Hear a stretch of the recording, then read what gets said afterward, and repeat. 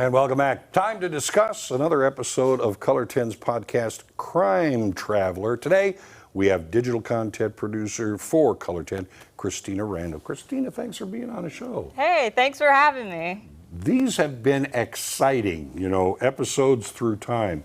Where are you taking us this time? Well, this time, I know we said this before we even, got on air, that a lot of our, or most of our, episodes have been kind of farther back, kind of in the 80s and the 90s, and you really have to do some digging. Right. This time, it's a little bit more recent. It's going to be in 2013. We're going to be talking about Adriana Horton. I'm not sure if, you really remember her. I know that... she was a girl who was 12. Okay, hold on. Before you tell us more about I'm sorry, we have to. No, I think we do that's have a it. clip, right? Yeah, let's take a look at this. I tell her I love her with all my heart and I want her home. Please come help find my sister. 8-year-old Lydia Horton is pleading for help This is unreal. to find her 12-year-old sister, Adriana. This is the worst feeling I've ever had in my life. It was a missing child. I don't know whether she's safe, if she's okay, if she's here. Adriana has been missing now for over 24 hours. We're looking everywhere, every creek, every pond. And for her family, the worry is only growing. It's unreal. I mean, I feel for people when this happens because I've always been fortunate that it didn't happen to me. But now it's happened to me.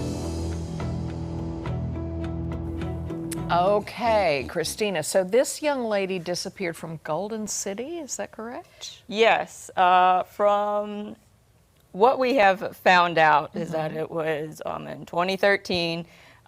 Adriana, who was 12 years old, was playing in the park with her sisters. And from what we found out, she somehow, was convinced to get into this car. And, her family never sees her again alive. It happens fairly quickly, kind of figuring out who it is. Bobby Bourne, who was 37 at the time, I believe, was the one who would eventually be convicted of this crime. And though, he kind of gave the excuse, he tried to pass the blame sort of. And, we'll talk a little bit about that in the podcast, kind of how he, kind of states that it wasn't really his fault, that it was an accident. But they found him quickly, if I understand correctly, because there were some witnesses that saw her get into this guy's car. Yes, there was. It was very interesting because, it was at a park in the middle of daylight. There was a lot of witnesses, even, I believe, her sisters, even they were like, hey, we saw her talk to this man, see her get into this car. So it's a very kind of an odd kind of story. I mean, in a good way, we found who did it fairly quickly. Right.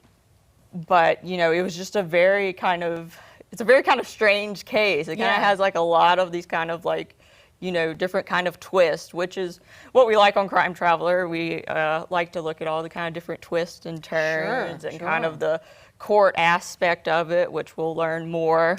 Because there were charges dropped, and then there was, so there was all this kind of intricate work with the court during this case. Well, none of these ever happened quickly. I mean, they found a suspect quickly, but getting a conviction is a lot more, it just takes a long time. So that's the thing about Crime Traveler. I think we go back, we find out about the initial crime, and then you sort of find out where we are now, how it ended, and if there's anything new. Yeah, and that's why we like talking to the detectives, all that, because there's a lot of behind-the-scenes work that, we just don't know. Sure. We don't realize how kind of intricate this is, and how, some cops, in certain cases, they have to go undercover, it's just, For 1 minute of you being able to report something, there's hours and hours that have gone on that you're trying to encapsulate. Now, is this episode up now? This episode is not up. This is going to be up next week. Next week. Okay. That is the plan. There's a little change in schedule. But next week there is a brand new episode that's out It actually went up today at 2. We talked about it a little bit last time. It was Aaron Vanderhoof. All of the details on that episode is up on ozarksfirst.com, and so will the next episode and all of our other episodes that we've done. Good stuff. All right, digital content producer Christina Randall, great work on your part. Thank you all so much for doing this. Thank you for having me. Appreciate it. We'll be right back.